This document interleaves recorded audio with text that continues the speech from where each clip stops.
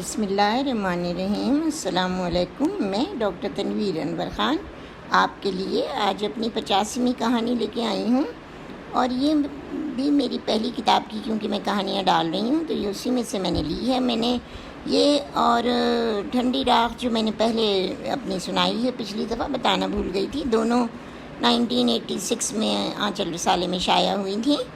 تو آئیے ہم اپنی 50ویں کہانی سنتے ہیں، اور اس سے پہلے میں اپنے ان ویورز کا شکریہ ادا کروں گی جو میری چینل کو لائک کر رہے ہیں، سبسکرائب کر رہے ہیں اور شیئر بھی کر رہے ہیں۔ اگر آپ کو میرا چینل پسند آتا ہے تو پلیز اس کو لائک کریں، سبسکرائب کریں اور بیل کے آئیکن کو دبا دیں، کیونکہ میں کہانیاں اپنی جلدی جلدی ڈال رہی ہوں۔ ابھی یہ چھوٹی کہانیاں ہیں، تو ہم اپنی کہانی شروع کرتے ہیں۔ میری 50ویں کہانی ہے قلب حزین۔ یہ ڈاکٹری کے بیک گراؤنڈ میں ہے تھوڑی سی کہانی، اور پسند کرتے ہیں لوگ یہ سب سننے کے لیے۔ تمہارا فون ہے واٹ سے، میں نے کمرے میں گھستے ہی نوفیہ سے کہا، تو وہ اپنا کوٹ اتار کر ہینگر کرتی ہوئی چونک پڑی۔ مجھے تنگ نہ کرو، ابھی واٹ سے آئی ہوں، کیا میں لنچ بھی نہ کروں؟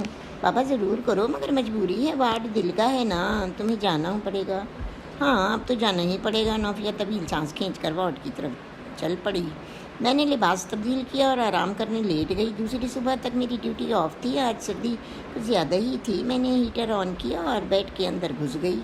مجھے ایسی نیند آئی کہ رات 11 بجے آنکھ کھلی۔ میں ہڑبڑا کر اٹھ بیٹھی۔ نوفیہ کا بستر خالی تھا، وہ ابھی تک نہیں آئی تھی۔ مجھے بڑی سخت بھوک لگ رہی تھی۔ کمال ہے نوفیہ نہیں آئی۔ میں نے فوراً وارڈ میں ٹیلی فون کیا تو معلوم ہوا کہ مریض سیریس ہے اور وہ اسی کے پاس ہے۔ میں نے سوچا کہ اب مجھے نیند آئے تو آئے گی نہیں، اٹھ کر کچھ کھانے پینے کا بندوبست کروں۔ میں نے خود کھانا کھایا اور جلدی گوشت اور انڈے کے سینڈوچ بنا کر نوفیہ کے لیے رکھے۔ جلدی ڈریس اپ ہو کر سوچا کہ میں نوفیہ کے پاس اسپتال چلوں۔ کارڈیالوجی وارڈ میں پہنچی تو معلوم ہوا کہ ڈاکٹرز ڈیوٹی روم میں ہیں۔ میں سیدھی اس کے کمرے میں چلی گئی۔ نوفی، کمال کر دیا تم نے، میں تو ایسا سوئی کہ ابھی اٹھ کر چلی آ رہی ہوں، اور یہ دیکھو تم کو دوپہر بڑی بھوک لگ رہی ہوگی، میں نے سوچا سینڈوچز لے چلوں۔ میں روانی میں بولے جا رہی تھی، مگر دوسری طرف جواب ندارت تھا۔ نوفیہ بیڈ پر لیٹی ہوئی تھی، تکیے پر اس کا منہ تھا، اور مجھے ایسا محسوس ہوا جیسے وہ رو رہی ہو۔ میں نے ہاتھ پکڑے کھانے کو ڈریسنگ ٹیبل پر رکھا اور اس کے پاس آئی۔ نوفیہ، سو رہی ہو یا رو رہی ہو؟ تم نے سنا میں نے کیا کہا؟ اس نے اپنا آنسوؤں سے تر چہرہ تکیے سے اٹھایا۔ آنکھیں سرخ انگارہ ہو رہی تھیں اور رو کر سوج گئی تھیں۔ تم رو رہی ہو؟ میں نے حیرانی سے پوچھا۔ کیوں، طبیعت تو ٹھیک ہے نا؟ ہاں میں تو بالکل ٹھیک ہوں۔ پھر یہ رونا دھونا کیسا؟ میں تو ڈر گئی تمہارے آنے کے بعد، ایسا سوئی کہ ابھی اٹھی ہوں۔ دیکھو میں تمہارے لیے سینڈوچ بنا کر لائی ہوں، بھوکی ہوگی کھا لو۔ نہیں مجھے بالکل بھوک نہیں، نوفی اپنے آنسو پوچھتے ہوئے بولی۔ اتنی دیر لگ گئی تمہیں وارڈ میں؟ ہاں، ایک مریض بہت ہی سیریس آیا ہے، میں اسے چھوڑ کر کیسے ہاسٹل چلی جاؤں؟ اگر وہ مر گیا تو؟ وہ پگلی، تم نے مریض کا علاج کر دیا، وہ زندہ رہے تو اچھا، اور مر گیا تو اللہ کی مرضی۔ نہیں نگی، تم جاؤ، میں مریض کے ہوش آنے پر آ جاؤں گی۔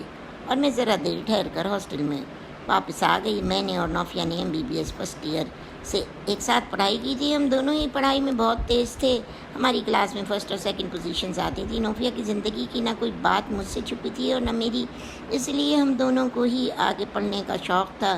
اسی شوق کی تکمیل کی خاطر ہم امریکہ آ گئے۔ نوفیہ ہارٹ اسپیشلسٹ بننا چاہتی تھی اور مجھے گائنیکالوجی پسند تھی، میں اس میں اسپیشلائز کر رہی تھی۔ ہمیں یہاں 2 سال کا عرصہ ہو گیا تھا۔ نوفی کے ابو جج تھے اور وہ ایک بہن اور 2 بھائی تھے۔ میرے ابو امپورٹ ایکسپورٹ کا کاروبار کرتے تھے۔ میرا ایک ہی بھائی تھا اور بہن کوئی نہیں۔ اللہ کے فضل و کرم سے پیسے کی تنگی کبھی نہ ہوئی۔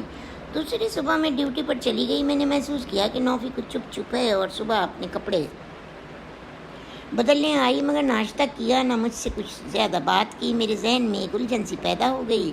نوفی مسلسل اسپتال میں ڈیوٹی دے رہی تھی، یہی بات میری پریشانی کا باعث تھی۔ میں اپنا ڈے آف کر کے وارڈ میں پہنچ گئی۔ نوفیہ، کھانا کھا لو۔ نہیں مجھے بھوک نہیں ہے۔ آخر اس بھوک ہڑتالی کا سبب بھی تو بتاؤ۔ شکل دیکھی اپنی آئینے میں، 3 دن سے فاقہ کر کے کیا حال ہو گیا ہے تمہارا؟ میں بگڑ کر بولی، میں تو ٹھیک ہوں۔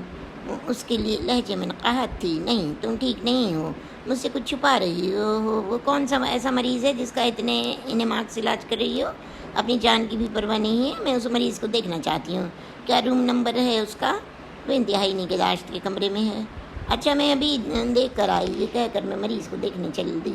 مریض کے کمرے میں قدم رکھا تو میں نے ایک بہت ہی خوبصورت خوبرو نوجوان کو دیکھا۔ واقعی وہ مردانہ وجاہت کا شاہکار تھا۔ اس کی حالت دیکھ کر میں خود بھی پریشان ہو گئی۔ مانیٹر لگا تھا اور پل پل اس کے دل کا گراف بتا رہا تھا۔ وہ شاید درد کو کم کرنے اور بے ہوشی والی دوائیوں کے زیر اثر سو رہا تھا۔ میں الٹے پیر پلٹ آئی۔ نوفیہ کون ہے یہ؟ تم مجھ سے کچھ چھپا رہی ہو؟ میرے سوال کے جواب میں صرف چسکیاں سنائی دے رہی تھیں۔ میں نے سسکتی ہوئی نوفیہ کے کاندھے پر ہاتھ رکھا۔ میں کچھ اندازہ لگا رہی تھی۔ نوفیہ جہاں تک میں جانتی ہوں تیری زندگی میں ایسا کوئی واقعہ نہیں گزرا جو تمہیں رلائے۔ تم اس آدمی کو جانتی ہو؟ ہاں جی، یہ خرم ہے۔ اس سسکیوں کے درمیان اٹک اٹک کر بولی، کون خرم؟ ہمارے ایک انکل کا بیٹا، دور کے رشتے کے انکل ہیں، ان کا بیٹا۔ تمہارا اس سے کیا واسطہ ہے؟ میں نے کبھی اس کا نام تمہاری زبان سے نہیں سنا۔ اب نہیں ہے، شاید ہو جاتا مگر نہیں ہوا۔ وقت اور حالات نے ہمیں ایک دوسرے سے جدا کر دیا تھا۔ میں نے بڑی مشکل سے اپنے آپ کو سنبھالا تھا اور آج خرم مجھے یوں ملے تو کس حال میں جیسے اب پھر کھو جائیں گے۔ میری کچھ سمجھ میں نہیں آتا نوفی، تم کیا کہنا چاہ رہی ہو؟ اور تم یہ راز کہ تم کسی سے محبت کرتی تھی مجھے نہیں بتایا؟ اس لیے کہ یہ محبت تم سے دوستی سے پہلے کی تھی، ساتھ چھوٹ کیا تھا تو ذکر کرنا بیکار تھا۔ کیا ابھی بھی راز ہی رہنے دو گی؟ میں نے نرمی سے پوچھا۔ نہیں، میں تمہیں سب کچھ بتا دوں گی، مگر خرم کے ٹھیک ہونے کے بعد خرم کے 3 والو بند ہو گئے ہیں اور صرف ایک والو کھلا ہے۔ سفر کی تکان سے انہیں یہاں آتے آتے اٹیک ہو گیا، ہارٹ سرجری ہونا ہے، بائی پاس آپریشن ہے۔ نوفیہ بے حد پریشان تھی۔ میں نے اسے خواہ کو ریدنا مناسب نہیں سمجھا۔ اسپتال سے میرا ڈے آف تھا۔ میں نے سوچا اپنے کمرے کی صفائی کر ڈالوں۔ نوفیہ کا بیڈ کور بدلنے لگی تو گدے کے نیچے سے مجھے ایک لال ڈائری ملی کہ میں نے اس کے پاس کبھی نہیں دیکھی تھی، یا یہ کہ وہ مجھ سے چھپا رہی تھی۔ کمرے کی صفائی کے بعد میں تک کر چور چور ہو گئی تھی۔ میں نے گرم گرم کافی پینے کے بعد میں سو گئی۔ دوسرے روز اسپتال سے واپسی پر میں نے ڈائری کی طرف توجہ دی۔ نوفیہ نہیں آئی۔ وہ بڑی یکبستہ رات تھی، میری نائٹ ڈیوٹی آف تھی۔ میں ڈائری لے کر بستر میں گھس گئی، اضافات پلٹے۔ شاید نوفی کو بچپن سے ڈائری لکھنے کی عادت تھی، مگر مجھے اس نے کبھی یہ بات نہیں بتائی تھی۔ میں کتنی پاگل ہوں، آج یہ تک نہیں سمجھی۔ نوفی اپنی زندگی کا کوئی راز مجھ سے چھپا نہیں سکتی۔ ایک صفحے پر لکھا تھا، ابو کے دوست انکل نعمان کے بیٹے خرم سے ملاقات ہوئی، اچھے خوبرو انسان ہے، مگر مجھے افسوس ہے کہ وکیل باپ کا بیٹا پڑھائی کی طرف کوئی توجہ نہیں دیتا۔ میں ممی کے ساتھ چھٹیاں گزارنے کے لیے پشاور گئی تو وہاں ملاقات ہوئی۔ بڑا دکھ ہوا مجھے، نہ جانے کیوں۔ خرم بھائی کی پڑھائی سے لاتعلقی دیکھ کر خرم بھائی کی خوبصورت آنکھیں میرا تعاقب کرتی ہیں اور میں شرما جاتی ہوں۔ مجھے نہ جانے کیوں خرم کی چھوٹی بہن عظمیٰ اور شمع چھیڑتی ہیں، بھابھی بنیں گی آپ ہماری، مگر میں ان کے اس مذاق کا جواب نہیں دے سکتی، چپ ہو جاتی ہوں۔ پشاور سے واپسی پر خرم بھائی کا خط پیچھے پیچھے آیا، نوفیہ ڈیئر، میں ٹھہرا جاہل آدمی اور تم ڈاکٹر بننے جا رہی ہو، کیا یہ ملاپ ممکن ہے؟ کوئی راہ ہے؟ میں نے جواب دیا، ہاں راہ ہے، اگر وکیل باپ کا بیٹا وکیل بن جائے تو یہ راہ تکمیل کو پہنچے گی۔ مجھے خوشی ہے خرم بھائی نے پڑھنا شروع کر دیا، بڑے اچھے نمبروں سے انٹرویو پھر بھی یہ کر لیا۔ ان کا خط ملا، نوفیہ اگر خرم کی جان کا دوسرا حصہ یعنی تم الگ کر دی جاؤ تو روح کھوکھلی ہو جائے گی، دل ڈوب جائے گا، تمہاری جدائی میری موت ہوگی۔ تم نے مجھے انسان بنایا ہے نوفیہ، خدا وہ وقت جلد لائے جب میں بارٹ لا کی ڈگری لے کر تمہیں اپنانے آؤں۔ ہاں خرم، میں تمہاری ہوں، صرف تمہاری۔ تم نے میرا مان رکھا، تم نے میری بات مانی، اب تو ابو کے انکار کی کوئی صورت ہی نظر نہیں آتی۔ انکل نعمان نے اپنی تیسری بیٹی رومانہ کو ہمارے گھر رہنے کے لیے بھیجا۔ رومانہ اپنی اور بہنوں سے مختلف تھی، میں اسے بہت گھلنا ملنا چاہتی تھی، مگر وہ وہاں الگ تھلگ رہتی۔ اور پھر کچھ یوں ہوا کہ رومانہ کے کسی بوائے فرینڈ کا خط آیا اور پھر وہ بوائے فرینڈ ہمارے گھر خود آ گیا۔ میرے ابو غصے سے لال پیلے ہو گئے، انکل کو پشاور فون کر کے بلایا۔ انکل خرم اور آنٹی آئیں، ان کے سامنے مسئلہ رکھا گیا، کیونکہ ابو نے اپنے کانوں سے رومانہ اور ثابت کی گفتگو سنی تھی کہ وہ لوگ فرار ہونے کا پروگرام بنا رہے تھے۔ میرے ابو نے انکل نعمان سے کہا، یار نعمان تو نے اسے کراچی کیوں بھیجا؟ ہاں ہم سے غلطی ہو گئی ثاقب، یہ لڑکی ہمارے خاندان کی ناک کٹوائے گی، کبھی سوچا بھی نہیں تھا۔ کراچی اسے ماحول بدلنے کے لیے بھیجا تھا، یہ وہاں کالج میں پڑھنے جاتی تھی، ہمیں تو اس کے کرتوت کا پتہ خرم کے ذریعے چلا۔ اس نے ان لوگوں کو ہوٹلوں میں جاتے دیکھا اور اس کے غصے سے ڈر کر ہم نے رومانہ کو یہاں بھیج دیا۔ وہ تو بندوق لیے گھوم رہا تھا اسے جان سے مارنے کے لیے۔ خرم آئے مگر رومانہ کے واقعے نے ہم دونوں کی زبانیں شاید گم کر دی تھیں۔ ہماری خوشی، خاموشی، محبت کا علم کسی کو نہ تھا۔ ہماری باتیں نگاہوں میں ہوتی اور پھر میری نظر چھپ جاتی۔ خرم کچھ کھوئے سے تھے۔ ایک عرصے دراز سے خرم کا کوئی خط نہیں آیا تھا۔ انکل کے خطوط بھی ابو کے پاس بہت عرصے سے نہیں آئے تھے۔ مجھے معلوم ہوا کہ خرم اپنی مامی کے ہاں پشاور سے کراچی آ کر رہ رہے ہیں۔ رومانہ کی شادی کسی اور آدمی سے کر کے اسے امریکہ بھیج دیا گیا، مگر خرم نے پھر بھی پشاور چھوڑ دیا۔ پھر میرے ساتھ خرم تمہارا ہر رابطہ ٹوٹ چکا ہے۔ آخر میرا قصور کیا ہے خرم؟ میری پاک محبت کو کس بات کی سزا دے رہے ہو؟ ڈائری کے بہت سے ورق خالی تھے اور پھر شاید ایک عرصے کے بعد نوفیہ نے ڈائری لکھی تھی۔ میں نے سنا ہے کہ خرم نے اپنی مامی کی لڑکی سے شادی کر لی۔ خرم، وہ وعدے، وہ قسمیں، کیا سب ایک سراب تھا؟ مجھے پا لینے کی چاہ کیا جھوٹی تھی؟ جانتی ہوں تمہیں مامی نے گھر آنے سے روکا ہوگا، ان کی اپنی لڑکی تھی۔ اور آج خرم میں بے تحاشا رو رہی ہوں۔ میرا میڈیکل کا 4تھا سال ہے اور میری زندگی کا مقصد اعلیٰ ہے، اعلیٰ تعلیم حاصل کرنا ہے۔ میرا ایک عزم ہے کہ میں شادی نہیں کروں گی۔ نگینہ میری بہت ہی پیاری اور ہر دل عزیز دوست ہے، مگر میری زندگی کا وہ ورق اس کے سامنے کبھی نہ کھلا جو خرم کی یاد سے وابستہ ہے۔ نگینہ، اگر مجھ سے کہتی کہ تو مجھ سے کچھ چھپا رہی ہے اور میں کہتی کہ نہیں نگی، میرا مقصد ہارٹ سرجری میں اسپیشلائز کرنے کا ہے، میں شادی کر کے وہ مقصد کھونا نہیں چاہتی، کیونکہ شادی کے بعد شوہر نہ معلوم کچھ کرنے دے یا نہ کرنے دے۔ ڈائری کے کچھ اور صفحات خالی تھے، کہیں کچھ اشعار لکھے تھے، ایک جگہ درج تھا: میں نے MBBS میں فرسٹ پوزیشن لی اور نگینہ نے فرسٹ کلاس سیکنڈ۔ مجھے امریکہ کے لیے اسکالرشپ مل گیا۔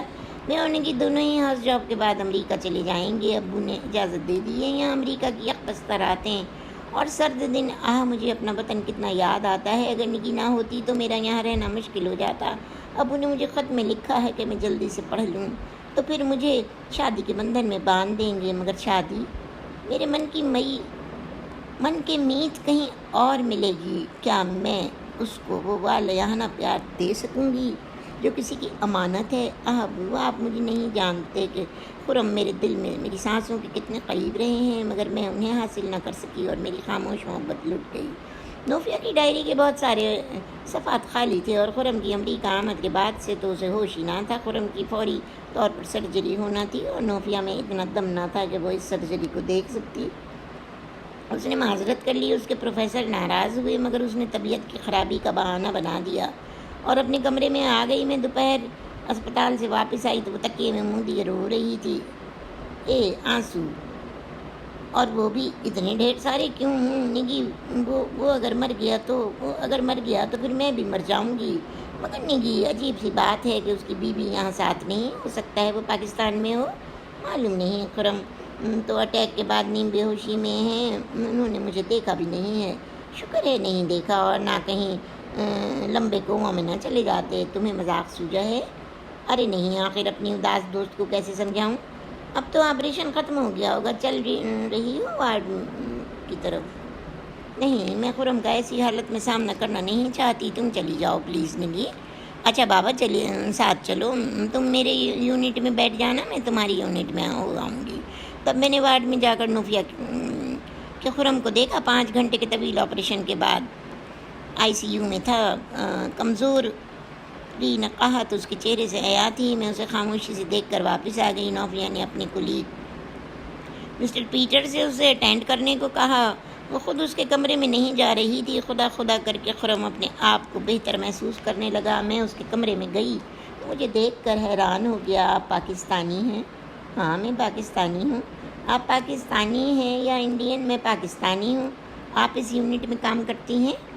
جی ہاں۔ اب آپ کی طبیعت کیسی ہے؟ ٹھیک ہوں، کاش نہ ٹھیک ہوتا، مر ہی جاتا تو بہتر تھا۔ ارے ابھی آپ کی سرجری ہوئی ہے اور آپ 2 دن بعد ہی دل دکھانے والی باتیں کرنے لگے۔ کیا زندگی سے پیار نہیں؟ زندگی اپنی ہوتی تب نہ، بے مقصد زندگی سے تو موت بہتر ہے۔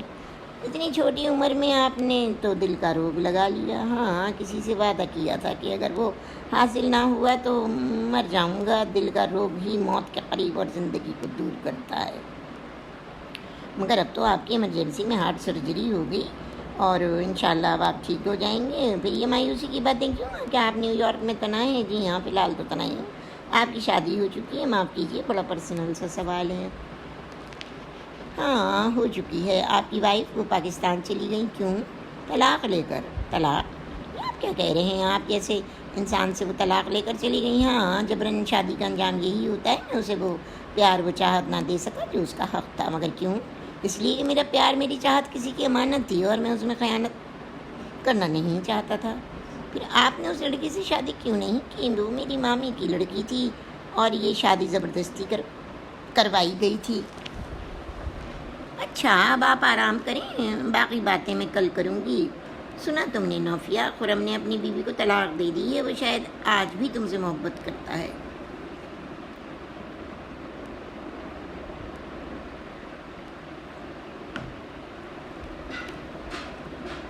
کیسے ہو سکتا ہے؟ میں نے اس کے ساتھ چند منٹ کی باتوں سے اندازہ لگا لیا ہے۔ کیا تم اب بھی اس کے سامنے نہیں جاؤ گی؟ فی الحال نہیں، تم روز اس سے ملنے جاؤ گی؟ اچھا، اور اگر میں نے خرم کو پسند کر لیا تو؟ میں نے مذاق میں نوفی کو کہا، وہ سہم سی گئی۔ تو میں اپنی دوست پر محبت وار دوں گی۔ اور میں اس پگلی سی لڑکی کو مسکرا کر دیکھتی ہوئی چلی گئی۔ خرم بہت تیزی سے صحتیاب ہو رہے تھے، میں مصروفیت کی وجہ سے کئی روز خرم کے پاس نہ جا سکی، پھر مصروفیت کم ہوئی تو میں ان کے پاس گئی۔ بڑے دنوں میں آئیں ڈاکٹر؟ جی ہاں، کچھ مصروفیت تھی، آپ اتنی ڈھیر ساری باتیں سن کر گئیں اور اب آئی ہیں، میں نہ سمجھا آپ ناراض ہو گئیں۔ ارے نہیں خرم صاحب، ڈاکٹر اپنے مریضوں سے بھلا کیوں ناراض ہوں گے، اور وہ بھی دل کے مریض؟ ہاں، اب آپ یہ بتائیے کہ آخر وہ کہاں ہے، وہ لڑکی کہاں ہے جس کی یاد میں آپ آج تک تڑپ رہے ہیں؟ مجھے معلوم نہیں وہ کہاں ہے، شاید ڈاکٹر بن گئی ہوگی۔ کچھ ایسے ناقابل فہم حالات ہو گئے تھے میرے خاندان میں کہ میں اپنے آپ کو اس کے لائق نہ سمجھ سکا کہ اس سے ناطہ جوڑوں، اس لیے میں خاموشی سے اس کی زندگی سے نکل آیا۔ تو اس میں سارا قصور آپ کا ہے، مگر اس نے بھی تو دوبارہ راہ ہموار کرنا نہیں چاہیے۔ جب مرد کمزور پڑ جاتے ہیں تو عورت کیسے ہمت کر سکتی ہے؟ میری بہن نے میری زندگی برباد کر دی اور میں کسی سے کچھ نہ کہہ سکا کیونکہ ہماری محبت خاموش تھی۔ صرف کاغذ کے چند پرزے ہی ہماری محبت کے گواہ تھے جو آج بھی میرا سرمایہ ہیں۔ پھر تو آپ نے بزدلی سے کام لیا، برا نہ مانیے گا۔ ہاں، آپ جو بھی سمجھ لیں، مجھے معلوم نہیں اس پر کیا گزری۔ لڑکیوں پر کیا گزرتی ہے، وہ تو چکی کے دو پارٹوں کے درمیان پستی رہتی ہیں، کون جانے وہ کیسی ہوگی اور کہاں ہوگی۔ اچھا چھوڑیے ڈاکٹر، میں تو اپنا سارا راز دل آپ پر عیاں کر رہا ہوں، جیسے آپ مددگار ثابت ہوں گی میرے لیے، مسیحا تو ہوں نا آپ کی۔ ہاں یہ تو ہے، وہ ہنس پڑا۔ اچھا آپ کی چھٹی کب ہے؟ یہ تو آپ کو معلوم ہوگا، آپ میری ڈاکٹر جو ہیں۔ خرم صاحب، شاید کل آپ کو چھٹی ہو جائے۔ ہاں، کہاں جائیں گے آپ؟ سیدھے پاکستان؟ نہیں، ابھی تو مجھے 1.5 ماہ بعد دوبارہ چیک اپ کرانا ہے، اور پھر پاکستان جا کر کیا کروں گا؟ وہاں کون ہے میرا؟ پھر یہیں رہیں گے کیا دوسری شادی کریں گے؟ ابھی سوچا نہیں۔ نوفیہ، تمہیں میرے ساتھ خرم کے گھر چلنا ہوگا، اس نے مجھے کھانے کی دعوت دی ہے۔ مگر نگی میں تو مدعو نہیں ہوں، میں نے اس سے کہا ہے کہ میں اپنی ڈاکٹر دوست کے ساتھ دعوت پر آؤں گی۔ وہ راضی ہے؟ ہاں، نوفیہ نے خوبصورت گلابی ساڑی پہنی، اس کی گلابی رنگت اور نکھر گئی۔ نوفیہ اور میں مقررہ وقت سے 15 منٹ پہلے ہی اس کے اپارٹمنٹ میں پہنچ گئے۔ گھنٹی بجائی تو ایک ادھیڑ عمر کی عورت نے دروازہ کھولا اور وہ ہمیں خرم کے بیڈ روم میں لے گئی۔ ہیلو خرم، آپ کیسے ہیں؟ میں نے پرخلوص لہجے میں پوچھا۔ ہیلو ڈاکٹر، ٹھیک ہوں۔ اور جب میں نے اپنے پیچھے چھپی ہوئی نوفیہ کا ہاتھ پکڑ کر سامنے رکھ کیا اور تعارف کرایا، ان سے ملو خرم، یہ میری ایک پیاری سی دوست ڈاکٹر عافیہ ہیں۔ تو نوفیہ ہیں تو خرم چونک پڑا۔ تم؟ آپ؟ نوفیہ نے حیرت کا اظہار کیا۔ ارے کیا تم دونوں ایک دوسرے کو جانتے ہو؟ میں نے حیرت سے پوچھا۔ ہاں میں انہیں جانتا ہوں، یہ میرے عزیز انکل ثاقب کی بیٹی ہیں۔ اوہ گڈ، پھر تو ٹھیک ہے، یہ تو بڑا اچھا ہوا نوفیہ، ورنہ میں تو پریشان تھی کہ ہمیں خرم کے پاس چھوڑ کر ایمرجنسی کیس کرنے کیسے جاؤں گی میں تمہیں چھوڑ کر۔ اب تم لوگوں کی جان پہچان نکل آئی ہے تو اطمینان سے جا سکتی ہوں۔ میں نے نوفیہ اور خرم کی تنہائی میں ملاقات پروگرام بنایا تھا۔ اور نوفیہ حیرانی سے بولی، ایمرجنسی؟ مگر نگی تم تو کہہ رہی تھی کہ یہاں دعوت ہے اور تمہارے ڈے آف ہے۔ ہاں مگر ایسا ہوا کہ تم باہر نکل آئی تھیں تو فون آیا تھا کہ ڈاکٹر نتاشا کے والد کا انتقال ہو گیا، وہ انڈیا فلائی کر گئیں اور مجھے ان کی ایمرجنسی ڈیل کرنا ہے۔ تو آپ جا رہی ہیں؟ ہاں میں ایمرجنسی کر کے ابھی واپس آتی ہوں، پھر ساتھ ڈنر کریں گے۔ ہاں امید تو ہے، پھر بھی اگر آپ محسوس کریں کہ میں رات 9 بجے تک واپس نہیں آئی تو کھانا کھا لیجیے گا۔ میں نے اپنا پرس اور گاڑی کی چابی اٹھائی تو خرم نے لپک کر دروازہ کھولا، مجھے باہر تک چھوڑنے آیا۔ خرم جب اپنے کمرے میں واپس آئے تو نوفیہ کھڑکی سے باہر کا نظارہ دیکھ رہی تھی۔ خرم نے آہستہ سے نوفیہ کو پکارا، کیسی ہو نوفی؟ اچھی ہوں، آپ کیسے ہیں؟ یہ تم پوچھ رہی ہو ایک ایسے انسان سے جس نے اپنی تمام زندگی ہار میں گزاری ہے؟ کیسی ہار؟ یہ آپ کیا کہہ رہے ہیں؟ وہ ہار ہی ہوتی ہے نوفی جب کچھ چاہو اور مل نہ سکے۔ آپ نے جو کچھ چاہا تھا، اگر وہ خلوص سے چاہا ہوتا تو وہ ضرور وہی آپ کا ہوتا جو آپ چاہتے تھے، مگر آپ بزدل نکلے۔ آپ نے خرم مجھے اتنا بے بس کر دیا تھا کہ میں کیا کر سکتی تھی۔ نوفی رومانہ کے واقعے نے مجھے اتنا دل برداشتہ کر دیا تھا کہ میں نے پشاور چھوڑ کر کراچی بتایا، مامی جی کے پاس رہا اور پھر مامی جی کی لڑکی سے شادی کر لی، یہ سوچے بغیر کہ کسی سے خاموش محبت کی ہے، کسی سے عہد و پیما باندھے ہیں۔ سوچا تھا آپ سے نوفی، میں نے مامی جی کی لڑکی عائشہ سے اس وقت شادی کی جب مجھے تمہاری شادی کا علم ہو گیا تھا۔ میری شادی؟ آپ کیا کہہ رہے ہیں خرم؟ یہ اتنا بڑا جھوٹ آپ سے کس نے بولا تھا؟ مجھے تو مامی جی کے لڑکوں نے یہ بات بتائی تھی کہ آپ نے یقین کر لیا تھا۔ کیا آپ نے مجھے اتنا بے مروت سمجھا تھا؟ ارے خرم، کراچی میں رہ کر کبھی میرے گھر کا رخ تو کیا ہوتا، میرے کسی ایک خط کا جواب تو دیا ہوتا تو میں ابو جی سے بات کرنے کا حوصلہ کرتی۔ اور میری شادی تو ابھی تک نہیں ہوئی ہے۔ کیا کہہ رہی ہو تم؟ کہ میں ابھی تک غیر شادی شدہ ہوں۔ شاید عائشہ کے گھر والوں نے یہ من گھڑت کہانی آپ کو سنا کر ہمارے یہاں سے پتہ صاف کیا تھا۔ اوہ میرے خدا، ہر قدم پر دھوکہ دیا ان اپنوں نے مجھے۔ جانتی ہو میں نے مجبوراً عائشہ کو قبول کیا تھا، مگر میرا ذہن، میرا دل، سب کچھ ہر پل تمہاری یاد کے لیے تھا، اور عائشہ مجھے کبھی حاصل نہ کر سکی۔ وہ مجھے تمہارے تانے دیتی تھی کہ میں تمہاری یاد کو دل سے نہ بھلا سکا۔ وہ مجھ سے نفرت کرنے لگی اور آخرکار میں نے اسے طلاق دے کر یہاں سے نیو یارک سے اپنے دوست کے پاس چلا آیا۔ یہاں آ کر مجھے تنہائی میں ہر پل تمہاری یاد نے گھیرا۔ دل کی کیا حالت ہوئی وہ تمہارے سامنے ہے۔ مگر خرم، 10 سال تو کسی کو بھلانے کے لیے بہت ہوتے ہیں، تو پھر تم نے بلایا مجھے؟ نہیں خرم، اس رات میری کارڈیالوجی میں میری ایمرجنسی ڈیوٹی تھی جب آپ کو اٹیک ہوا، اور میں نے جب آپ کو دیکھا تو میں بتحاشر ہوئی۔ میں نے خرم آپ کی صحت کے لیے بے حد دعائیں مانگی ہیں، آپ کے ذہن پر برا اثر نہ پڑے تو میں نے گاہے گاہے اپنے بجائے نگی کو بھیجا۔ اور اب کیا حال ہے؟ کیسا حال؟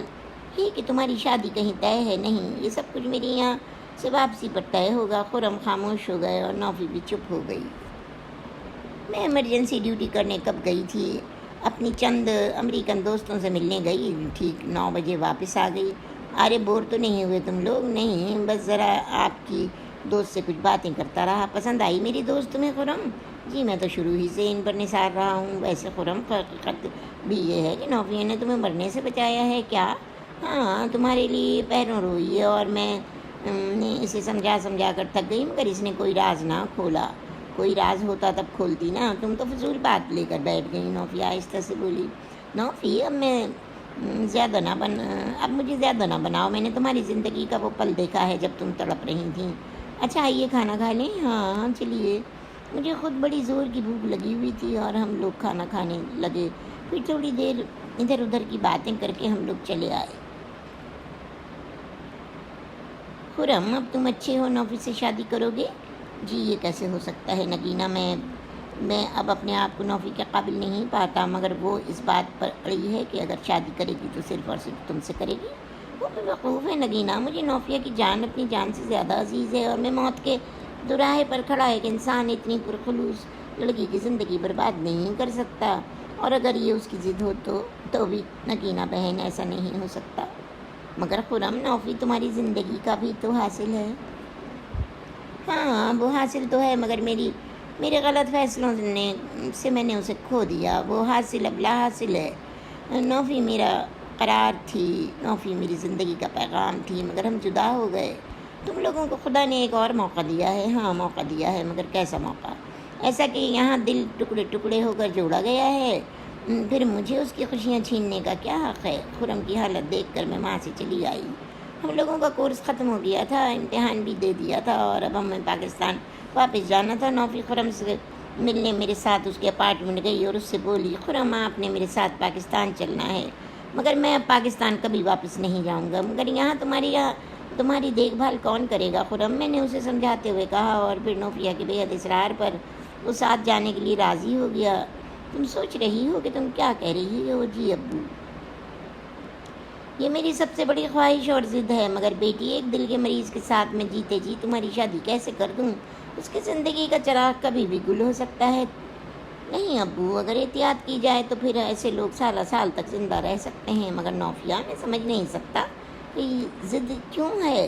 शायद इसलिए अब्बू को ये मेरी बचपन की चाह थी। रुमाने की वजह से खुरम ने खुद को किनारा कशी इख्तियार कर ली थी, मगर अब्बू अब तो इन्हें मेरी ज़रूरत है। नौफिया, खुरम दिल का मरीज़ है, शादीशुदा है, और तुम पागल लड़की अपने पाँव पर कुल्हाड़ी मार रही हो। नगीना बेटी, तुम इसे समझाओ। अंकिल, मैं इसे बहुत समझा चुकी, मगर ये नहीं मानती है। इधर खुरम भी बाप से बहस कर रहा था। अब अब्बू जी, मैं नौफी से कैसे शादी कर लूँ? उसके अब्बू ने मुझसे कहा है बेटे। अंकिल नुमान बोले। हाँ अब्बा जी, मगर वो बेवकूफ़ लड़की है, आप उसे समझाने की कोशिश करें। मगर नौफिया किसी तरह ना मानी और मजबूरन उसकी शादी का इंतज़ाम करना पड़ा। वो शादी के 1 माह बाद ही अमेरिका चली गई। दिन, माह और साल गुजरने लगे। मेरी शादी भी कर्नल इज़हार से हो गई। नोफी के खतूत कभी कभी आते। वो और खरों में खुशगवार ज़िंदगी न्यूयॉर्क में गुजार रहे हैं। नोफी ने जॉब कर ली थी और वो खुरम को सिवाय रेस्ट के कुछ न करने देती थी। नोफी 2 बच्चों की माँ भी बन गई थी। और इसी के साथ मेरी ये 50वीं कहानी यहाँ पे ख़त्म होती है, और फिर मैं 91वें कहानी के साथ आपके साथ आऊँगी इंशाअल्लाह ताला, और उसका नाम है खटक। तो हम फिर मिलते हैं। व्यूअर्स, अगर आपको मेरी कहानी ये पसंद आई है तो प्लीज़ इसको लाइक करें, सब्सक्राइब करें और बेल के आइकन को दबा दें, ताकि जो मैं अब अगली 51 कहानी डालूँ ज़ंजीरों से, तो फिर वो आपको जल्द अज जल्द मिल जाए। तो अगली कहानी तक के लिए इजाज़त दीजिए। अल्लाह हाफ़िज़।